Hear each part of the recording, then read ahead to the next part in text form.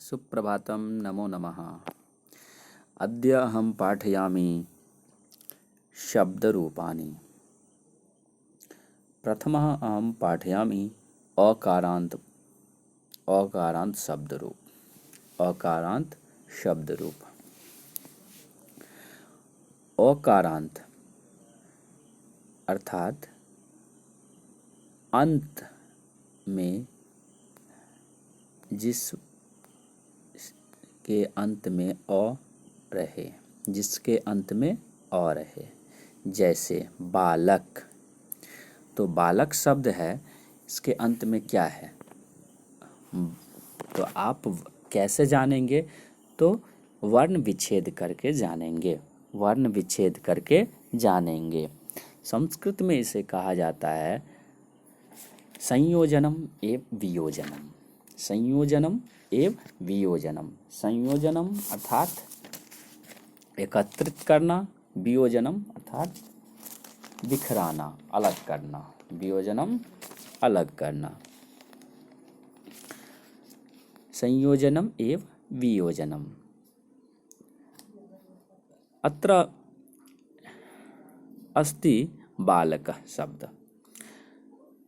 प्रथम ब जोड़ अ होगा, ब जोड़ अ ब होता है, लेकिन यहाँ पे क्या है? बा। तो ब हलंत जोड़ आ जोड़ ल जोड़ अ जोड़ क जोड़ अह, बालक। तो अंत में क्या आया? अह आया। अंत में क्या आया? अह आया। तो अह आया इसीलिए अ आया, इसीलिए यह शब्द जो है अकारांत है। दूसरा देखेंगे राम। क्या है? राम।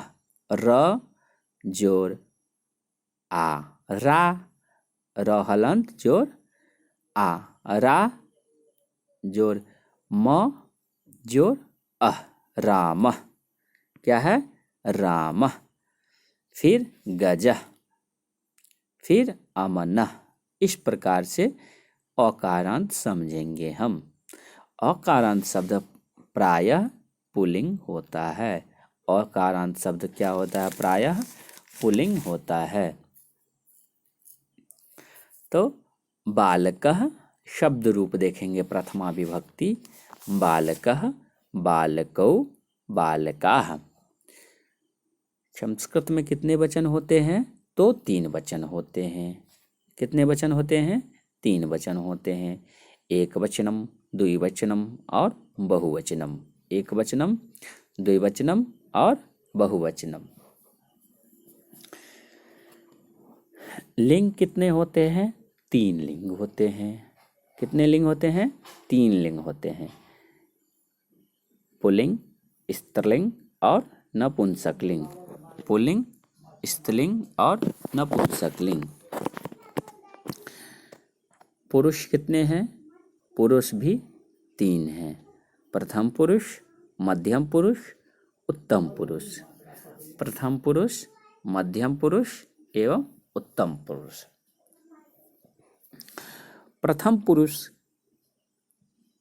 हुआ सः, तौ, ते या बालक, रमेश, सुरेश। अर्थात जिसके बारे में हम बातचीत करते हैं उसे प्रथम पुरुष कहा जाता है। जैसे वाक्य वह जाता है, तो वह जिस व्यक्ति के बारे में बात करते हैं वह प्रथम पुरुष होता है। जैसे वह जाता है, बालक खाना खाता है, इस तरह से। सः गच्छति, बालक जाता है, बालकः गच्छति। वह जाता है, सः गच्छति। सः सर्वनाम शब्द है। संज्ञा स्थाने प्रयुक्तः शब्द सर्वनाम शब्दः भवति। संज्ञा स्थाने प्रयुक्तः शब्द सर्वनाम शब्दः भवति। सर्वनाम प्रथम पुरुषः सः तौ ते पुल्लिंग, सः तौ ते स्त्रीलिंग वह के लिए सा ते ता, स्त्रीलिंग सा ते ता, नपुंसकलिंग वह के लिए तत् ते तानी, तत् ते तानी। तो इस प्रकार हम लोग प्रयोग कर सकते हैं सर्वनाम शब्द। जैसे बालक के बदले सह का प्रयोग कर सकते हैं, बालकों के बदले सह तौ का प्रयोग कर सकते हैं, बालकाः के लिए सह तौ ते का प्रयोग कर सकते हैं, सह तौ ते। इस प्रकार से हम लोग प्रयोग कर सकते हैं और करते हैं। फिर मध्यम पुरुष में देखेंगे, मध्यम पुरुष में देखेंगे, मध्यम पुरुष में श्रोता होता है। मध्यम पुरुष क्या होता है? श्रोता, सुनने वाला, अर्थात सुनने वाला, वक्ता एवं श्रोता। वक्ता कौन होता है तो उसके लिए अभी आगे बताएंगे, अभी आप लोग समझेंगे। श्रोता, श्रोता कौन सा पुरुष होता है? मध्यम पुरुष। श्रोता कौन सा पुरुष होता है? मध्यम पुरुष, सुनने वाला। जिसको कैसे कहेंगे? हिंदी में कहेंगे तुम दोनों, तुम सब, तुम दोनों, तुम सब। तुम अर्थात त्वम, तुम दोनों, तुम युवाम, तुम सब यूयम, त्वम युवाम यूयम, त्वम युवाम यूयम, तुम दोनों, तुम सब। फिर उत्तम पुरुष, उत्तम पुरुष, उत्तम पुरुष वक्ता भवति, वक्ता भवति। वक्ता क्या होता है? तो वक्ता उत्तम पुरुष होता है। वक्ता कौन सा पुरुष होता है? तो वक्ता उत्तम पुरुष होता है। जो बोल ले, जो बोलता है वो वक्ता कहलाता है और वो उत्तम पुरुष होता है।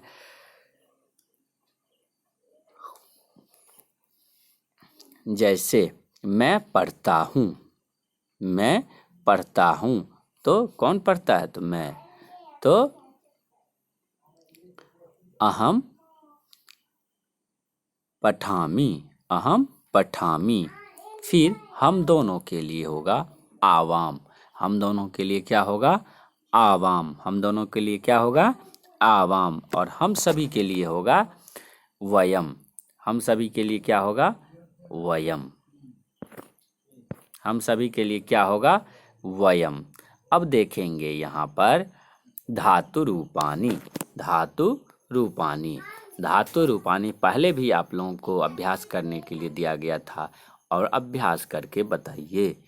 लिखति, लिखता, लिखन्ति, लिखसि, लिखथः, लिखथः,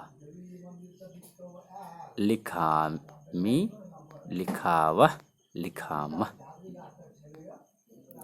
फिर गच्छति, गच्छतः, गच्छन्ति, गच्छसि, गच्छथः, गच्छथः। फिर गच्छामि, गच्छावः, गच्छामः। हंस धातु अभ्यास करेंगे सभी। हंसति, हंसतः, हंसन्ति, हंससि, हंसथः, हंसथः, हंसामि, हंसावः, हंसामः। नम धातु नमति, नमतः, नमन्ति, नमसि, नमथः, नमथः, नमामि, नवावः, नमामः, नमामि, नवावः, नमामः। अग्रे पश्यतु।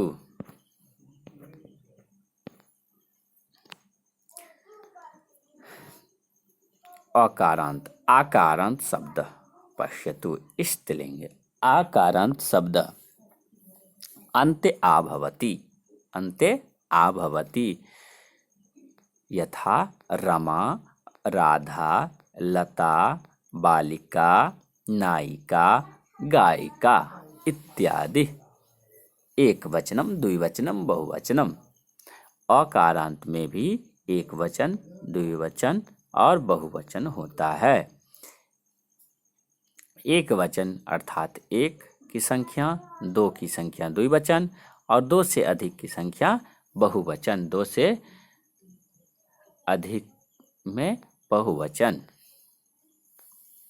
जैसा कि रमा, र जोड़ अ जोड़ म जोड़ आ, रमा। रमा कैसे होगा? तो र जोड़ अ जोड़ म जोड़ आ, रमा। फिर रमे, र जोड़ अ जोड़ म जोड़ ए, रमे। फिर रमा, र जोड़ अ जोड़ म जोड़ आ, रमा। तो आकारांत कैसे समझेंगे? तो र जोड़ आ, रा, ध जोड़ आ, अंत में क्या आता है? आ। क्या आता है? आ। तो इससे हम समझेंगे यह शब्द आकारांत है। आकारांत शब्द प्रायः स्त्रीलिंग होता है। आकारांत शब्द क्या होता है? प्रायः स्त्रीलिंग होता है।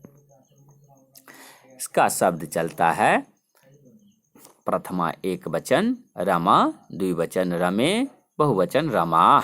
मेरे साथ आप लोग भी अभ्यास करेंगे। रमा, रमे, रमा। राधा, राधे, राधा। लता, लते, लता।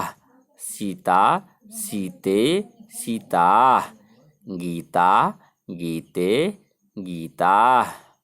माला, माले, माला इत्यादि। नपुंसकलिंगः, नपुंसकलिंग, नपुंसकलिंग। नपुंसकलिंग पश्यतु, अत्र एकवचनं द्विवचनं बहुवचनम्। एकवचनम् एक की संख्या, द्विवचनम् दो की संख्या और बहुवचनम् अनेक की संख्या। फलम, जैसे नपुंसकलिंग सबसे पहले समझेंगे किसे कहेंगे। नपुंसकलिंग किसे कहेंगे? जैसा कि जो शब्द न तो पुल्लिंग हो और न स्त्रीलिंग हो, न पुल्लिंग हो न स्त्रीलिंग हो, वो कौन सा लिंग कहलाता है? नपुंसकलिंग। जैसा कि मैंने बता रहा हूँ, दो नाम है, तीन व्यक्ति है। तीन व्यक्ति है, अमन, आदित्य और आशुतोष। और दो व्यक्ति का नाम आपको मालूम है, अमन, आदित्य का। तो तीसरा व्यक्ति क्या है? तो आशुतोष है। इसी प्रकार यदि आप अकारांत आकारांत जानते हैं, स्त्रीलिंग पुल्लिंग जानते हैं, तो भी आप जान जाएंगे नपुंसकलिंग। नहीं नपुंसकलिंग के बारे में जानते ही हैं और जान जाएंगे तो भी अच्छा है। तो दोनों तरफ से आप आराम से जान सकते हैं नपुंसकलिंग के बारे में। नपुंसकलिंग के अंत में क्या बचता है वो देखिए। जैसे फलम में फ जोड़ अ जोड़ ल जोड़ अ जोड़ म, बस फलम, बस फलम। क्योंकि म में अ नहीं है, म में अ नहीं है। तो फलम, फले, फलानी। फलम, फले, फलानी। जलम, जले, जलानी। गृहम, गृहे, गृहानी। इस प्रकार मेरे साथ आप लोग अभ्यास करेंगे। फलम, फले, फलानी। जलम, जले, जलानी। गृहम, गृहे, गृहानी। अब देखेंगे यहाँ पर आप लोग ने धातु रूप भी अभ्यास किया। अब अनुवाद रचना करेंगे। अब अनुवाद रचना करेंगे। जैसे कि आप लोग देखिए, बालक शब्द है और बालक है प्रथमा विभक्ति एक वचन, और यहाँ पर दिया है लिखति। बालक भी प्रथम पुरुष एक वचन है और लिखति भी प्रथम पुरुष में एक वचन में है। अब देखिए यहाँ पर बालक यहाँ से लेंगे और यहाँ से लिखति लेंगे, तो क्या हो जाएगा? बालकः लिखति। क्या होगा? बालकः लिखति। फिर दूसरा देखेंगे, द्विवचन में है बालकौ। क्या है? बालकौ। और फिर यहाँ पे होगा लिखति लिखतः। क्या होगा? लिखतः। तो यहाँ पर भी हो जाएगा द्विवचन में बालकौ लिखतः, बालकौ लिखतः। अब देखिए बहुवचन है, बालकाः यहाँ पर है और लिखन्ति यहाँ पर क्या है? लिखन्ति। तो क्या होगा? बालकाः लिखन्ति। इस वाक्य में कर्ता है और क्रिया है। इस वाक्य में कर्ता है और क्रिया है। कर्म गौण है, कर्म नहीं दिख रहा है। अब देखिए कर्म के साथ यदि आप बनाएंगे तो किस तरह बनाएंगे? बालक है फर्स्ट प्रथमा विभक्ति, अब द्वितीया विभक्ति। कर्म कारक में द्वितीया विभक्ति होता है। कर्म कारक में कौन सा विभक्ति होता है? तो द्वितीया विभक्ति होता है। यदि बालक होगा तो फलम होगा या फलम होगा। कैसे होगा? तो बालक फलम खादति या शिक्षकः बालकम पाठयति। शिक्षक बालक को पढ़ाते हैं। शिक्षक किसको पढ़ाते हैं? तो बालक को पढ़ाते हैं। अब देखिए अकारांत आकारांत से कोई शब्द, रमा रमा नृत्यति, रमा नृत्यति। इस वाक्य में रमा कर्ता है और नृत्य क्या है? नृत्यति क्रिया है। फिर देखिए रेखा रेखा पत्रम पठति या रीता रीता लेखम लिखति। तो इस वाक्य में रेखा कर्ता हुआ, पत्रम पत्रम पत्रे पत्राणि नपुंसकलिंग का प्रथम एक वचन में होगा पत्रम, द्विवचन में पत्रे, बहुवचन में पत्राणि। और इसी प्रकार सेम एक ही जैसा द्विवचन में भी द्वितीया विभक्ति में भी होगा, पत्रम पत्रे पत्राणि, पत्रम पत्रे पत्राणि। इसीलिए द्वितीया विभक्ति पहले नपुंसकलिंग से ही चालू किया, प्रारंभ किया, क्योंकि उसमें याद आपको रहता ही है आप लोगों को। तो बालकः पत्रम लिखति, बालकः पत्रम लिखति। यहाँ पर बालक शब्द कर्ता है और पत्र कर्म है, लिखना क्रिया है। अब देखेंगे कुछ शब्द रूप,